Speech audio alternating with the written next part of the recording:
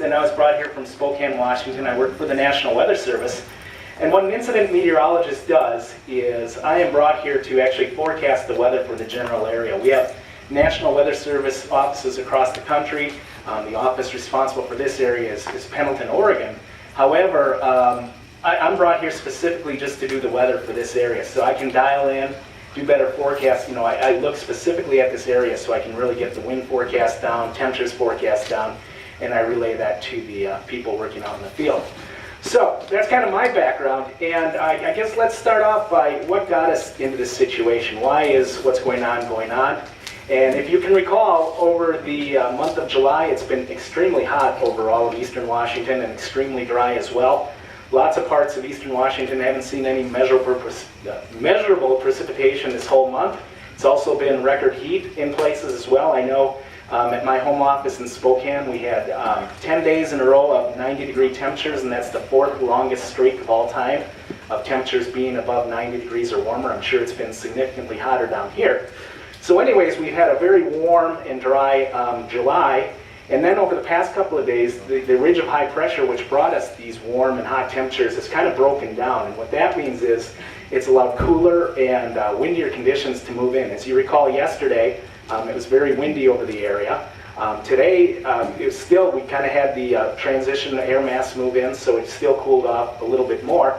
Winds weren't quite as strong. And I guess the good news going forward is, with the ridge out of place, we're going to replace it by what's called a trough of low pressure, which means we're looking at more favorable conditions. That means lighter winds, it means cooler temperatures, it means higher relative humidity values.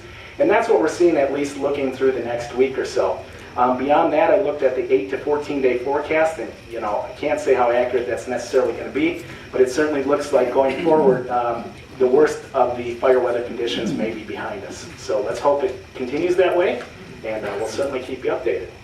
So that's it for weather. Before we go on, let me just have some of the folks that we have here that came. I really should have let them raise their hands so you know some of the groups of people that we're actually working with. We have Steve Waneman from the Yakima BIA, and then Commissioner Jim Sizemore, are you here? Thank you for being here, both of you. And then Ed Powell, Emergency Management.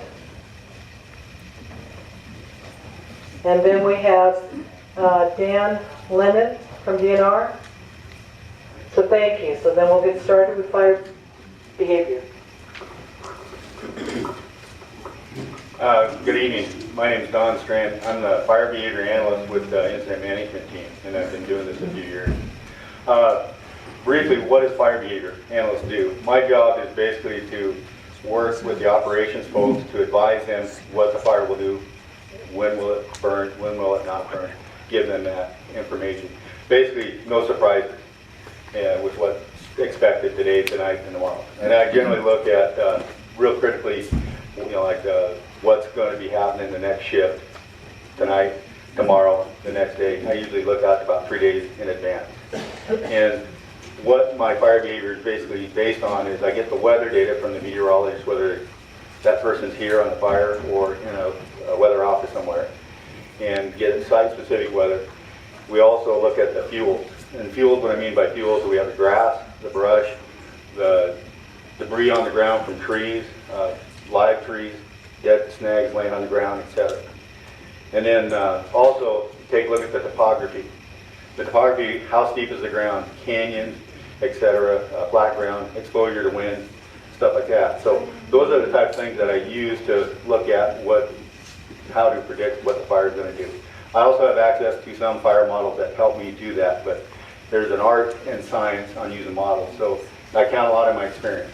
And specifically for this fire, what we've been dealing with is a lot of grass out there underneath the trees and the open slopes, sagebrush, bitterbrush, stuff like that, snowberry.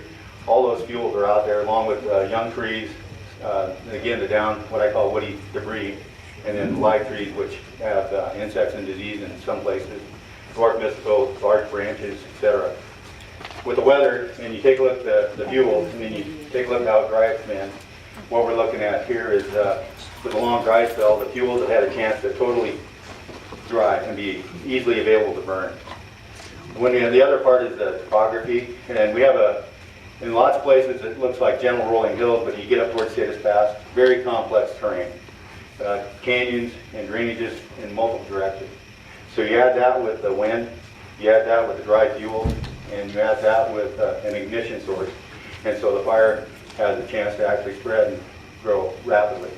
One of the things that's really critical for us when we get hot and dry like it's been, and we have something called probability ignition. So we get embers that are generated off of burning debris, and you get a tree that may torch, the canopy burns.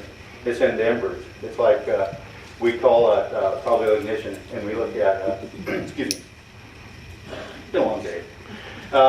Anyway, probability ignition is if we generate embers, is when those land and they stay lit, is if we have a high probability ignition of like the last few days, 80 to 100% during the heat of the day, what it means is we have, it's like taking on an 8%, it's like taking 8 matches, tossing them out, and, or excuse me, 10 matches, and having 8 of them start a fire.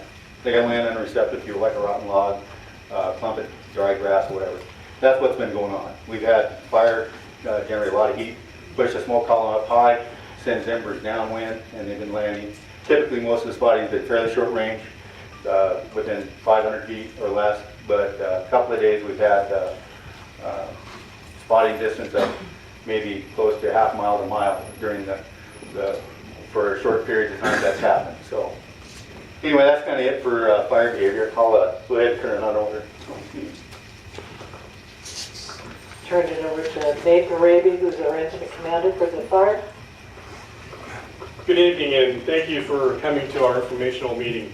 I am Nathan Raby. I'm the incident commander for Washington Incident Management Team 2. We are an interagency incident management team made up of individuals from federal, state, and also local fire departments here to come and manage the incident. We have been delegated, I came in on Thursday at 12 noon. We were delegated by the Yakima Nation BIA and also the Washington Department of Natural Resources to manage this incident. Our number one thing in managing the incident is the safety of the public and the safety of our firefighters, to make sure we don't have any issues with that. Besides that, we work, and my direction to my team is this, it's safety is first. But besides that, we work efficiently, effectively, and within cost-effective methods with appropriate tactics to put this fire to the smallest footprint we can get. And that is our job, okay? Now, you heard from fire behavior and our weather. We have some things that were really stacked up against us at this fire, and it's stacked up against your community. We're in very warm temperatures with winds. We're in very receptive fuel beds, which is our fuel problem. And our third problem, which we look at from environmental factors, is topography. I'm charged with making sure I don't get anybody hurt. But I'm also charged to make sure that I help put this community back into a safe state, and we put things back together again. And that's what I really approach this thing as with that. The fire itself, right now, I don't have the updated stuff, but we're working on the maps now to get updated, but we were just over 9,000 acres of the fire. This fire is primarily up on the Yakima Nation. It's about 70% up there on that, with about 30% of the fire is down on what we call the private protection or state protection grounds. Right now, as this morning, we had about 870 firefighters on scene. In that 870 firefighters, we had out of that about 17 crews, including what we call Type 1, which is the hotshot crews, Type 2 IA, which is the initial attack hand crews, and also some Type 2 standard crews.